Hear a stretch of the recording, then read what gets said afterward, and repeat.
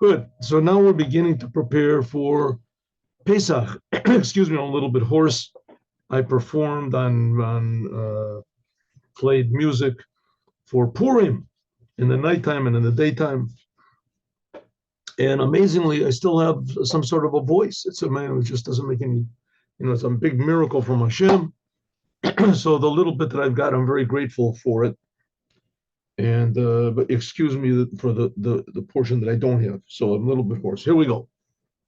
Passover, Pesach, the birth of the Jewish people, the birth of the Jewish nation.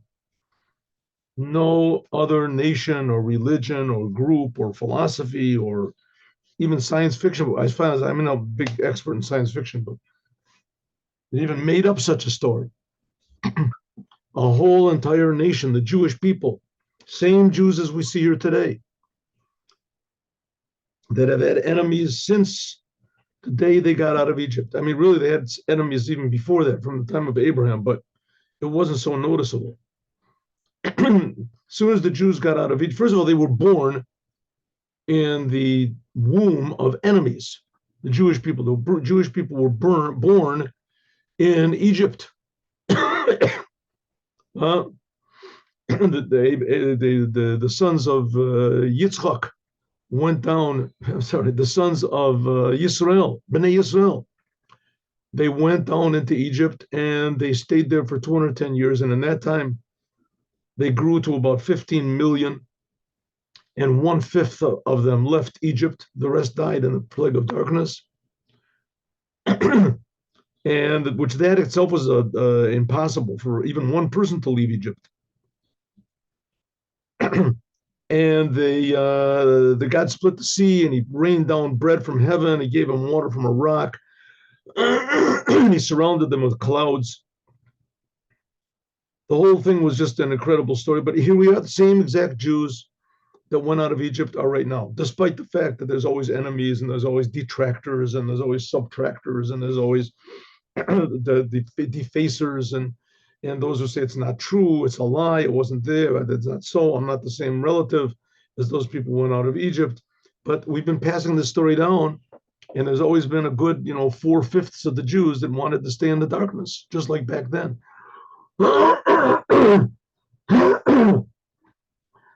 They didn't want to leave Egypt, and they denied the whole thing. But after all, here we are, Jewish people, and there are actually Jewish people that actually believe this story. And not only did they believe it, but they are willing to give their lives for it.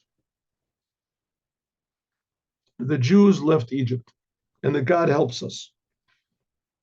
And that even we don't see so much, obviously that God is helping us, but if we look at it just for 1 second, just the fact that we're still here is showing that God is obviously helping us.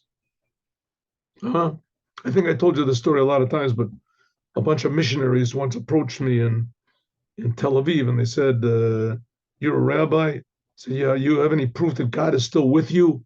God has abandoned you. He's destroyed the temple, and there's a new people." So I said, "Of course I have a proof that God is with us." I said, "People like you have been trying to destroy us for 2,000 years, and here we're still here. We didn't have an army, we didn't have a country, we didn't have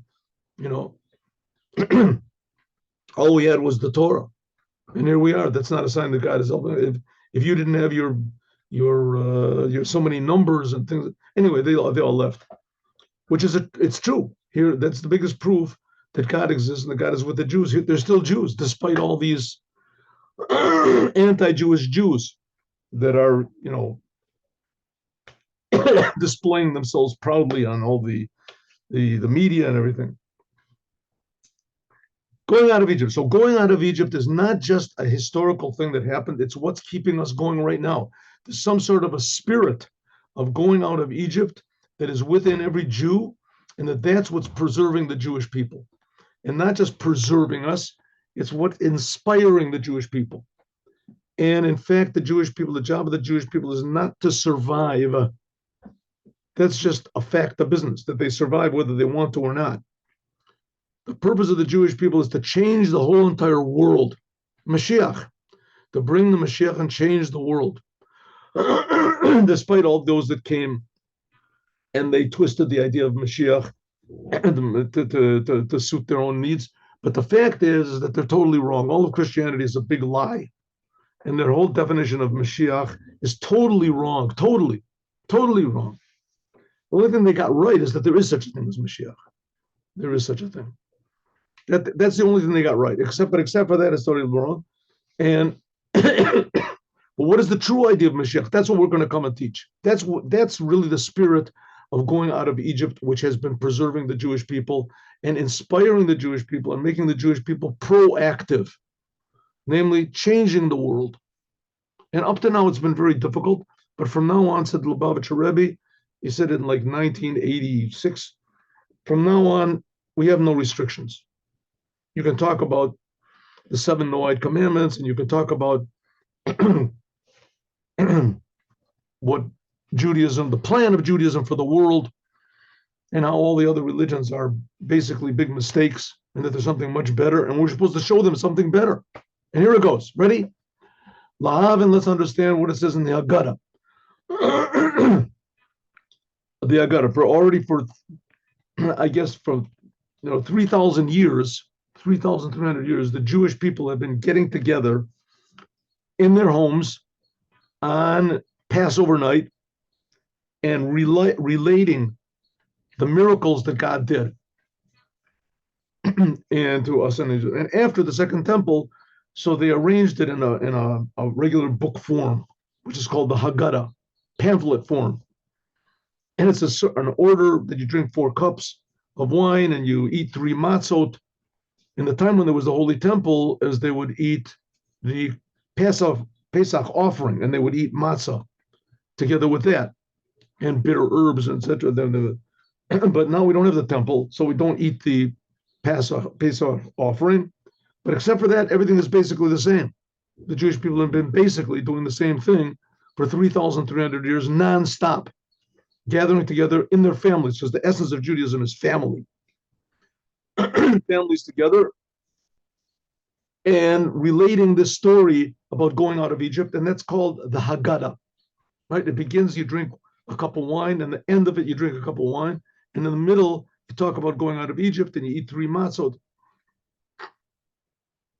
Okay, so one thing it says in the Haggadah is, it's like one of the high points, the middle points, it says, Matza zu she'anu ochlim. This matzah that we're eating, that's really the commandment of the night. Now we don't have the Pesach offering anymore. So we used to eat matzah and the Pesach offering, but no, we don't have the Pesach offering anymore. But we do have matzah. Matzah, it's a commandment from the Torah to eat matzah. So that's what it says in the Haggadah. This matzah that we're eating, why are we eating the matzah? Why are we eating the matzah? Okay, so first of all, why are we eating the matzah? Let's just go a little bit. It's a commandment. It's a commandment in the Torah that you're supposed to eat matzah. It's a commandment in the Torah. God commanded us that we have to eat matzah. We have to eat matzah. And the Jewish people, when they left Egypt, that's to remind us also, but in addition to the fact to remind us, it's also a commandment in itself. We have to eat matzah, just like you have to put on tefillin every day and you have to keep Shabbat. It's one of the 613 commandments from the Torah. The Jews are supposed to eat matzah on the night of Passover, also women. It's a commandment for the women. There's usually commandments that deal with time women are exempt from, but not this one. Women have to eat matzah also. Everybody has to eat matzah. So it's a commandment, right? And the Jews, when they left Egypt, before they left Egypt, they also ate matzah. They ate matzah with the Pesach offering, right? Before they left Egypt. They ate matzah. And we're eating matzah also to remind us of that. But strangely enough, when the Jews left Egypt, they ate matzah. They had to eat matzah only on the first night. The same thing by us. We only have to eat matzah on the first night. But there's a big difference. On Passover, there's also a very severe prohibition, which is not found in the rest of the year. And that prohibition is, it is forbidden to eat leavened bread, right? Bread that raises up. Bread that raises up, that's leaven, right? Unleavened means that it doesn't raise up. Leaven means it raises up. You're not allowed to eat bread that raises up. What's the difference between leavened bread and unleavened bread? Chometz and matzah What's the difference between them? Almost no difference whatsoever. If you take dough and you put water in that dough and you bake it, that's matzah. If you take dough and you put water in the dough, but you wait and you let it stand for a certain amount of time. If it's in a warm room, even 1 minute. If it's in a regular temperature room, 9 minutes. Different opinions. 9 minutes to 12 minutes. If you leave it, that's chametz. Chametz, that's called leavened bread, and it's a big sin to eat it on Passover. Big sin. When they left Egypt, it was only forbidden for them to eat chametz on the first day when they left. When they got out of Egypt, they could have eaten chametz all the time. We'll learn about that. That's what it says in the Gemara.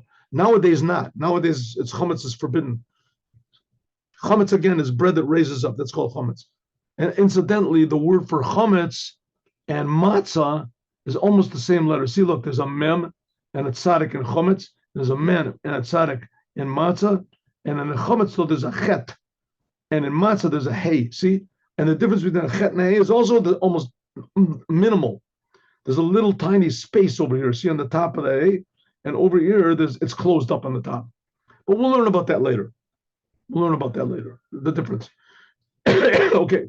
Strange commandment, strange holiday, strange religion, strange people. The people are stranger than the whole business. The Jewish people, they're the strangest of all. But nevertheless, here is a commandment. The birth of the Jewish people is eating matzah. When the Jewish people left Egypt, first thing they did before they left, they ate matzah. So we eat nowadays. Also, same thing. Matzah, very expensive, by the way. Matzah, very expensive. Matzah here in Chabad, matzah costs like, what is it? How much money is it? I'll tell you. Give me a second there. It costs like $50 a kilo, something like that. Huh? Maybe even more. $50. Yeah, about $50 a kilo. That's how much it costs for matzah. So that's pretty expensive. You know, you go to a store and buy a loaf of bread. They say they want $20 for it. You think but that's how much it costs. Lahavin, to understand, much to what it says in the Haggadah. Matzah zu she'anu ochlin. This matzah that we eat, al shuma, because why? Why do we eat matzah nowadays? Why? Because it was a commandment, right? No, that's not what we say. Al shem, because shelo he speak, but sekat avotenu. What does it say? It says kuli, etc., because he's supposing that we know what the continuation is. So I'll tell you what the continuation is. It says, the reason the Jews did not eat chametz, the reason they ate matzah when they left Egypt, why did they eat matzah? Because they would have liked to have eaten chametz. That's what seems.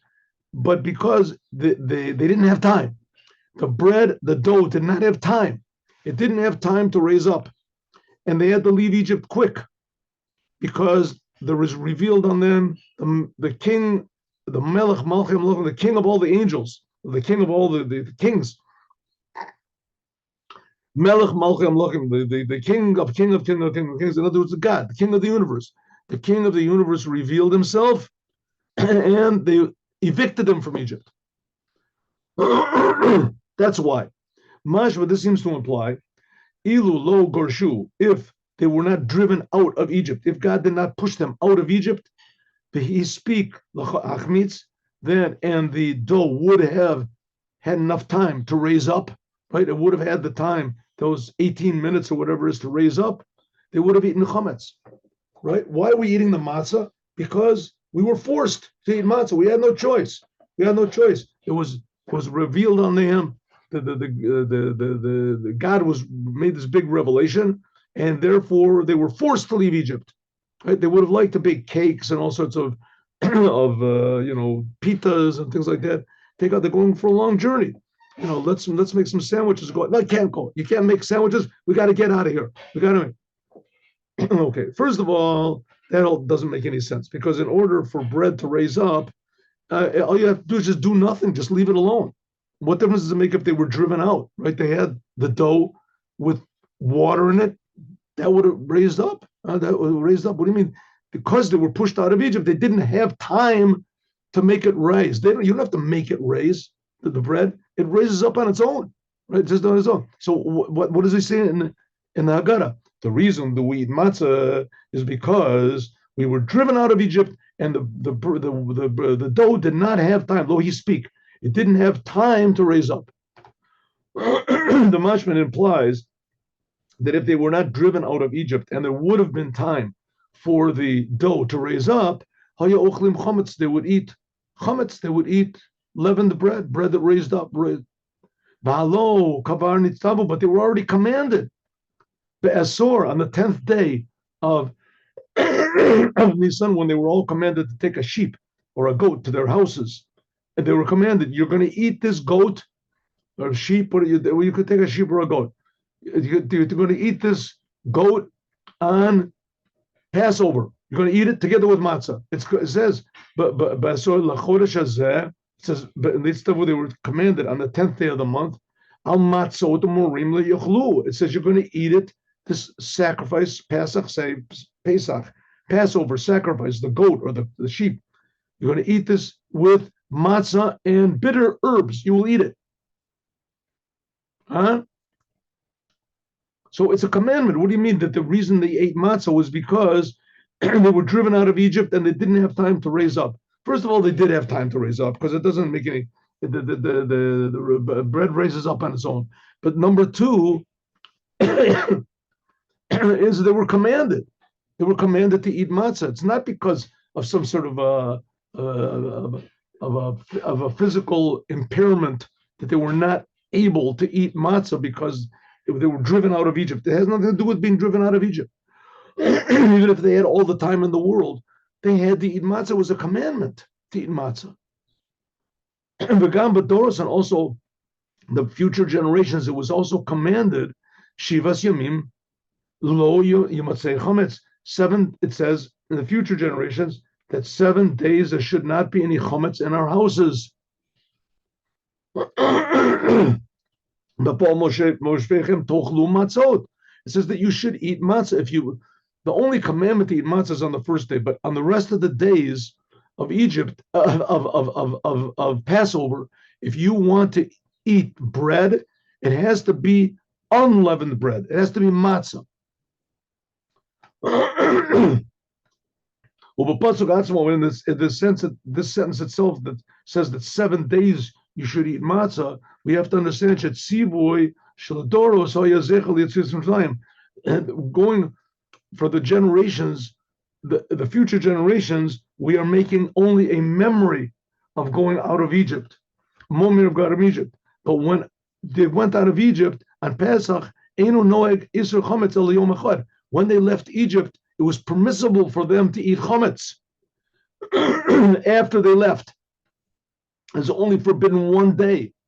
It says in the Talmud, near the end of the Talmud Pesachim. Okay, so therefore, yeah, Yesh Lahavim, we have to understand. Like it says in the Gemara, right? Okay, so we have here 3 questions. Question number 1, why does it say in the Haggadah that the reason that we eat matzah is because the Jews were driven out of Egypt by God's presence and the dough didn't have time to raise up? The Rebbe says that's not the reason at all why we eat matzah. We eat matzah because it was a commandment to eat matzah, even if we had all the time in the world, if we weren't driven out of Egypt. We had all the time in the world. The reason we eat matzah is because it's a commandment. And in the Haggadah, we don't say that. In the Haggadah, we say the reason we eat matzah is because the dough didn't have time to raise up. Okay, in addition to the fact, the Rebbe doesn't ask that time has nothing to do with making chametz or not making chametz. But because they were driven out of Egypt, so therefore the dough didn't have time to raise up, therefore they were forced to eat matzah. Exactly the opposite. If you have a lot of if you don't work on the dough, then it becomes chametz. So what difference does it make if they were driven out of Egypt and the dough was in their packs, or if it was on the table or where it was? Leaving the dough alone makes it raise up. So being driven out of Egypt has nothing to do with the dough raising up or not. Not only that, another question is, Nowadays, it's forbidden for us to eat chametz for 7 days. Because it's a memory for what it was back then, going out of Egypt. Why? One of the reasons that Passover is 7 days is because they left Egypt, and 7 days later was the splitting of the sea. So that's when they really left Egypt. So therefore, the holiday is 7 days. I mean,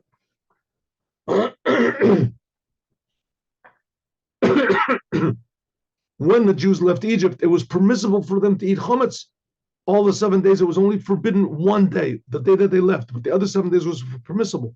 And we're making a memory for going out of Egypt to remind us. So why is it forbidden for us to eat chametz 7 days? Back then, it was permissible for them. Excuse me. The Indian is like this. Going out of Egypt, the actual going out of Egypt was only one day. They left Egypt.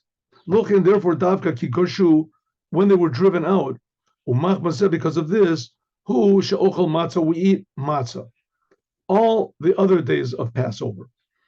In other words, to remind us that we went out of Egypt. The whole holiday is called the holiday of matzah. So therefore, just to remind us that the main thing of the holiday is matzah. So all the 7 days of Passover, if you want to eat bread, then you can't eat bread. You have to eat matzah. There are some opinions of the Gaon of Vilna says that it's a commandment to eat matzah every day. That's not the law. We don't do according to that, but it's a very, they say, valid opinion. Keikazub also says a book called the Mizrahi, etc. They went out of Egypt quickly. Became nevertheless, the Torah, the commandment on the generations was 7 days. Why? To remind us of going out of Egypt. That's all. Okay, so let's understand first of all, what's so bad about eating chametz, and how does that remind us that eating matzah is going out of Egypt? Why back then did they have to eat matzah? Why did God decide that that's a sign of freedom, is eating matzah? Huh? What's freedom got to do with eating crackers? It's got something to do. So let's understand, what is this idea of eating matzah? And when we eat matzah, now eating matzah is perhaps the most important commandment in Judaism, because that is the birth of the Jewish people, and it sets the whole stage, the attitude for what the Jewish people are. What the Jewish people are. It's trying to tell us something very important. Don't think that Jewish people is another religion. Definitely Judaism is definitely, yes, a religion, but don't think it has anything in any way comparable from any side to any religion in the world, because it doesn't. And what's one of the signs of that? Matzah. The Jews have to eat matzah, right? It's a commandment from God himself to eat matzah. In fact, it's one of the first commandments the Jewish people got, was to eat matzah. Okay, this is before they got the Torah, right? Before they got the Torah, 50 days before they got the Torah, they were eating matzah. A commandment from God. So let's understand, why is eating matzah so essential to Judaism? What is the message that matzah gives us? And not only does it give us from the outside, it goes inside of us. Matzah goes inside, it becomes part of our whole body, matzah. What's so special? What is the message here? How is Judaism different, totally different from any other idea, philosophy, religion in the world? Because of matzah. We'll see. Matzah has the message. Here we go. Okay, you want to understand what is matzah? First of all, let's understand what is moadim l'simcha. The holidays are called holidays of happiness.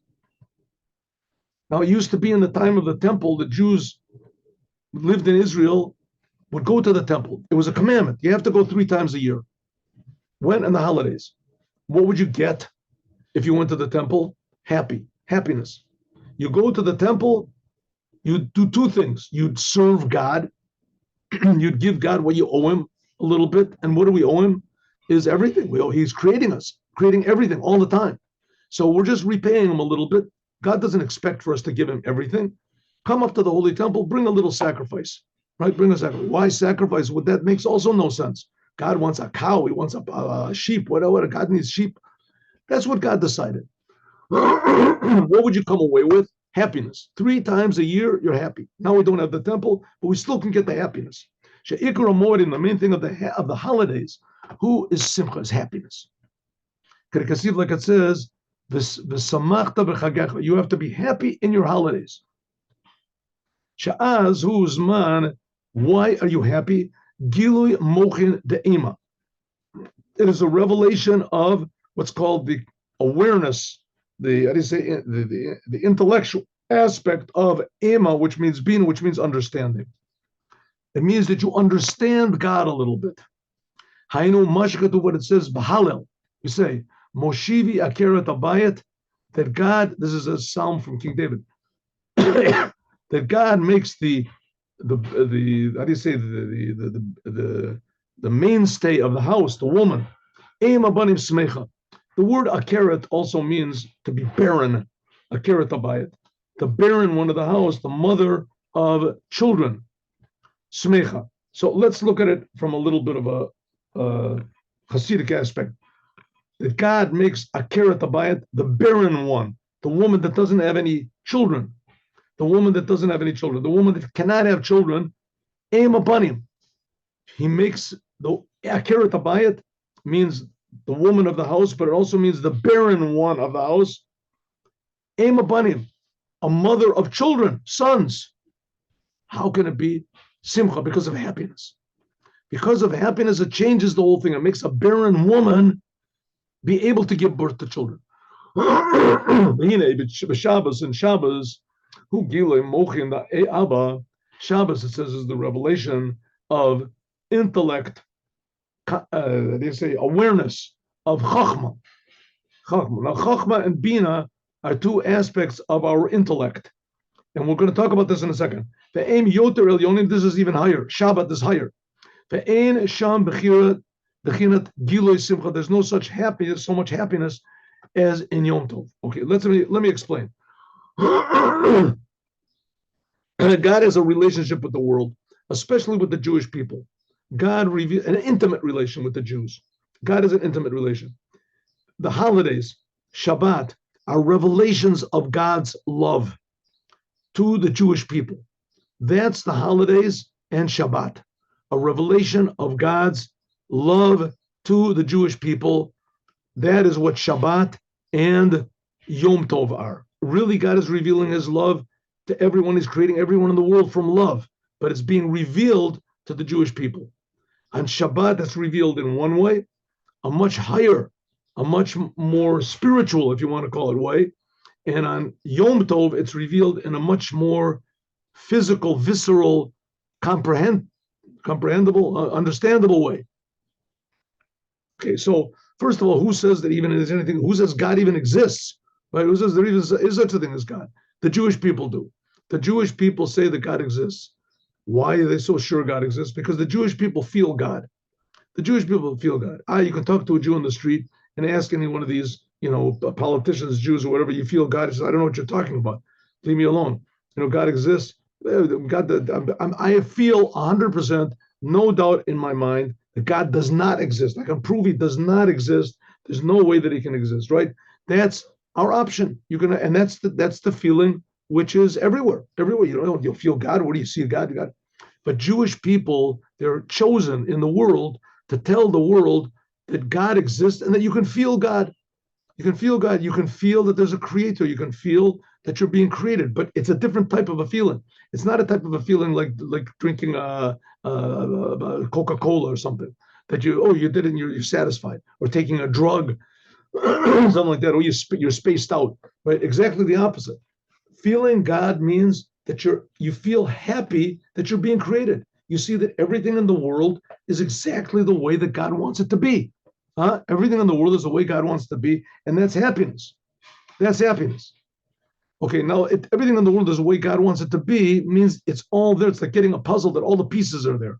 The world is the way God wants it to be in order for us to improve it. Everything is there. But in order to improve it, so you have to have a little bit of an understanding of what's going on. You have to first of all, you have to have faith. And you have to have faith, and then you have to have a feeling, an inspiration. So faith, that's mostly from Shabbat. Faith is mostly for Shabbat. Faith is something which is essential, very, very high, above any sort of emotions. Faith, I believe, I am certain that God exists. I feel. How do you know? I don't know. Can you explain it? Can't explain it. Can't explain it. There's all these the proofs of God existence, the teleological proof, and the cosmological proof, and the this proof, and nothing creates itself. And those are all that's all sort of logic. The feeling that God exists is just a feeling. It's unexplainable. That's Shabbat. That's what Shabbat is. Shabbat is a feeling that God is creating the world. He's creating the world. Totally incomprehensible. It doesn't make no sense whatsoever. But that's the fact. The whole world is being created by God all the time. We cannot possibly understand this. There's no physical laws of physics or what is formula, and they can explain it. E equals MC square. What is the way that God creates the world? Chassidut explains it a little bit, but the fact that God creates, that's called Shabbat. Shabbat. Everything stops. Everything stops. It's God's day. That's Shabbat. The holidays, no. Holidays are our days. Holidays, God wants us to be happy. Holidays is the day when we see that, not that we believe in God, God believes in us. We see that God believes in us. He wants us to do things. We have to go to the temple. We have to bring a sacrifice. We feel that God cares. He cares about every detail of us. He's with us. That's happy. They feel happy. That's a little bit comprehensible. That's like Bina. Bina means understandable. And Chachma is not understandable. It's like this. Kihine, Bi or Mahut, Mochin the Ema. Let's understand what is this aspect of Bina, Mochin, the intellectual aspect of Ema, which is understanding. Let's understand what is known. Sheyesh Beit Bechinat Begiloi or Ein Sof. There's two levels in the revelation of God. Now that's what we're talking about here. We're going to be talking about God. We're talking about God, pure God. That's what we're talking about. We're not talking about the ideas of God or intellectual, the effects of God. Here we're talking the belief in God, comparative religion. Then we're not talking about this. We're talking about God himself. That's the thing of the Jews. God, what is God? There's two aspects of God. One aspect of God is what's called Hishtalshalut. It's called the chain of creations, the Seder HaMadregot, the order of chain, she'em bechinat hamshachot me'ila le'ila, drawing down godliness from one level to another. Ha'ora v'ha'ora da'ora, array and array of array of array of array. Okay, if you look at any science book, you can see that the world is infinitely more complicated than we can possibly imagine. Complicated. The laws of physics, the principles of physics, the laws of chemistry and organic chemistry and inorganic chemistry, and how intricate biology is and botany is, and instead of incredibly complicated. A leaf of a tree with the xylems and the phloems and the this. I learned this stuff like, I don't know, a long time. The world is tremendously, tremendously complicated. And that's just the physical worlds. There's also spiritual worlds. Kabbalah comes and tells us there's also spiritual worlds, which are no less complicated than this world, perhaps more complicated than this world is, right? And all of it is being created by God all the time. All of it is being created by God. What's it being created from? Being created from nothing. But God is creating all of these details. And that's what King David said. Ma Rabu Masecha, how many are your creations, God? Right? King David was just totally amazed by the complexity of the world. And even the spiritual world. King David was into the spiritual worlds also. So all of this that God creates, these are all, he creates, if you want to say, he creates it from himself. It's not a very sort of a, how do you say, crude way of saying it, but nevertheless, that's true. God creates everything from his word, from his light, but there's nothing separate from God. How does God do this and we don't feel it at all? God is creating me, he's creating you, we don't feel it. Because God creates things, he has this ability to conceal himself. That's what's called array of array of array of array. That's why it says in the beginning, God created the world from speech.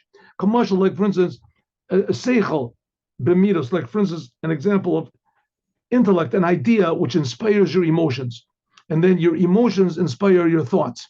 Shekol bechinas ishtalshlus, that all of these levels, derech klal, they're called yesh miyesh, something from something. Right? God creates a spiritual world, and below that, there's lower spiritual worlds and lower spiritual worlds and lower spiritual worlds, until finally it comes down to this world. Okay, that's one type. It's a chain of creation called the hishtalshalut. From physical from spiritual to less spiritual to less. The second type is the second type of godliness is lamayla miyishtalshalut. This is above the whole order of creation. Yesh mi'ayin, something from nothing. Mi'ayin amuchlat, from absolute nothingness whatsoever. So maybe we can say it in a simple way that one type of godliness is how God creates all these different worlds. And everything, every detail in every world is different from every other detail. In this world, every atom is different from every other atom, if only in the fact that they have a different place. They're in a different place. They're not two atoms together in the same place. And so every atom is a different atom. And every, whatever is electron is a different from every other electron, right? I don't know if they believe in electrons anymore, but it used to be. And every bug is different from every bug, and every star is different from every angel is different from every angel. Everything is different. That's how God is called fills the worlds. And from that, there's going to be happiness. We'll see. Then there's the aspect of God that He creates existence. The worlds exist. Yesh mi'ayin. Things exist. An atom. It's just the same miracle that an atom exists as that an angel exists. Because all these things, they all partake of what's called God's existence. How they exist, where they exist, that's the lower aspect of God. But just the fact that they are, that they exist, that's the biggest miracle of all. The things exist. We have a being and nothingness. We don't know what nothingness is. So the fact that God can just create, the fact that things exist at all, that's a miracle which is totally incomprehensible. You cannot comprehend. There's no comparison to anything in the world that you can compare to the fact that God is creating everything from nothing all the time, constantly. It's creating time also. Look, and therefore, Yesh, who, I'm sorry, all of this level of godliness that creates that I said that there's different levels from one to the other. This mikabla ilato lomata lamaila, that the upper level is somewhat comprehensible to the level below it. And you masig et ilato, we can understand something that's above us. Lochen, therefore, who sus v'samech, you can be happy. V'tei asimcha, and this joy, gedola, great, commercial ben amelech, like a son, the prince, sheyotzim in a shivya, that goes out from imprisonment, ubo ra'ot penei aviv, and he comes to see the face of his father. Kach tiyeh simcha elo, so it will be the joy of the result, the creation, begalot, when there is revealed, or Allah, the creator above it, and there's the level above it. Shalamayla tachat asher yorad bishtalshlut banasa mirchak rav beino ubein ilaso. So a king and a prince are almost the same thing, a king and a prince. But when the prince is put into prison, so he and an animal are the same thing, right? An animal's in a cage, he's in a cage, they're all the same thing. But the prince remembers that he comes from a king. He remembers, he can think about it, he comes from the king. And when he gets out of prison, and he sees his father, so then he's happy. Why is he happy? Because always he had a feeling that that's his source. That's where he comes from. So therefore, he's happy to be close to his source again. Happy to be close to who he really is. That's what's called the order of chain of creation. That one level is lower than the other one, but it still has a feeling, a little bit of a comprehension of where it came from. And when the lower level is elevated to its source, there's happiness. There's happiness. So is the joy of the creation when there is revealed on it the upper light, which is above, because the lower levels come down, and there's a tremendous descent, like the king's son, the prince, when he's put into prison, so distant, and he's far away from the light of the face of God. The Hester Madrigos and concealment levels, because Sha'ata now, Begilui, when now is revealed, Yeshlo Hasagi, he understands. Why is he happy? Because he was a prince, now he's put into prison and he's far away from his father. But as soon as he gets out, he had a little bit of an understanding. Even when he was in the darkest dungeons, and he had lost all hope of getting out, but deep down inside, he knew what a king is. He knew what a prince is. He knew what a prince is. So he's very far away. But when he feels his father is visiting him, he hears somebody yell out, "Hey, my son!" He looks out the window. There's his father standing there. "Wait, it's your father. Don't forget me." He's happy. The same thing is, that's what Yom Tov is. Yom Tov is, we're going out of darkness to light, and from evil, from mourning until mourning, like a person mourns, like from misery to a holiday, and from imprisonment to freedom. That's the idea of Yom Tov. Yom Tov is revealing a source that we can comprehend. Gilui asimcha shemebechinas akaras abayis. That is revealing happiness. That from the level of akaras abayis, from the barren one of the home, or from the akarat abayit, it says like the barren one from the home, Nasa Emabani becomes the mother of children because of happiness. Perish ki akara milashen kechulda. It says this is like a akara, also means like from the how do you say, the foundation, from the basement, like a chulda, like a weasel. Hadara, which gars beikre batim, which dwells under the house. I don't want to say a rat because it's like a weasel that dwells deep down under the house. And Parshas, like it says in Gemara Pesachim, shemelubeshes kol yamav the chol bebia. That's like, it says another meaning of akeret abayit. It says it's like a mouse or a weasel, whatever, that dwells akeret abayit down in the foundation of the house, way down deep underneath. That's the Jewish people that were very, very far away from God. We're very down deep in the ground. That's what's another word for akeret abayit. That's explicit in the Gemara. Shemelubeshet kol yamav b'dechol, that all the weekdays we are buried in the physical world, what's called klipat noga in nature, etc. But in Yom Tov, he olet comes up above into Atzilut. Atzilut is like godliness, holiness. You become attached to the mother of children. Banim is bina, understanding. And we grasp Orin Sof. So what's Yom Tov? What is a holiday? A holiday is a day when God is revealed in a way that we can feel it.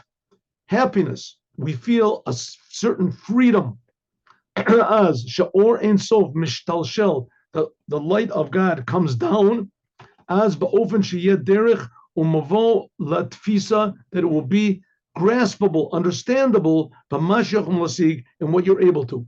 In other words, Yom Tov, God is more revealed. Excuse me. God being revealed doesn't mean that God is this separate entity, this glowing face of an angel or something that appears from heaven, right? That's not God. God is the creator of the universe. And true, God spoke to Abraham, and he spoke to Bilam, and God speaks, and that the whole Torah is God's speech, and the whole world, but the whole world is also God's speech. So the world that we're living in, this is God speaking, the world, and we don't see the speaker. On Yom Tov, you feel the speaker a little bit. On Yom Tov, you feel the spiritual levels from which this world was created. You feel the spiritual face of God, Hanigla, that's revealed to us.